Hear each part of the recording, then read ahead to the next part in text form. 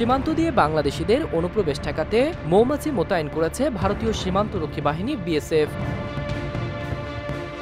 এরই মধ্যে পশ্চিমবঙ্গের নদিয়ায় বাংলাদেশ সীমান্তে মৌমাছির কৃত্রিম চাক স্থাপন করেছে তারা। সোমবার ভারতীয় সংবাদ মাধ্যম নিউজ 18 এ সংক্রান্ত প্রতিবেদন প্রকাশ করেছে। প্রতিবেদনে বলা হয়েছে, গত সপ্তাহে বিএসএফ এর 10 থেকে 12 জওয়ান নদিয়া জেলার সীমান্তবর্তী গ্রাম কাদিপুর জড়ো হন। সেখানে তাদের মৌমাছি চাষ শিখতে দেখা যায়। সে সময় তাদের মাথা ও মুখমণ্ডলে প্রয়োজনীয় নিরাপত্তা সরঞ্জাম পরা ছিল। সংবাদ মাধ্যমটিতে প্রকাশিত ছবিতে দেখা যাচ্ছে সীমান্ত বেড়ায় বেশ কয়েকটি মৌবাক্স ঝুলিয়ে রাখা রয়েছে। পশ্চিমবঙ্গের সঙ্গে বাংলাদেশের 46 কিলোমিটার সীমান্তের নিরাপত্তার দায়িত্বে আছে বিএসএফ এর 32 নম্বর ব্যাটালিয়ন। তারা এসব বাক্স ঝুলিয়ে রেখেছে।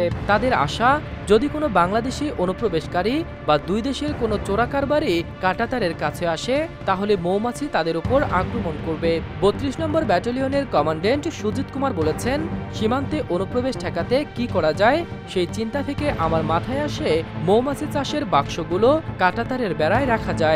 আমরা প্রায়ই দেখি কাঁটাতার কেটে বাংলাদেশ থেকে অবৈধ অনুপ্রবেশ ঘটে।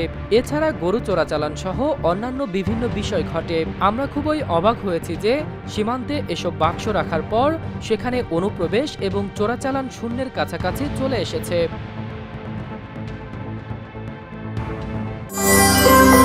সত্য, বস্তুনিষ্ঠ ও নিরপেক্ষ দৈনিক জনবাণী।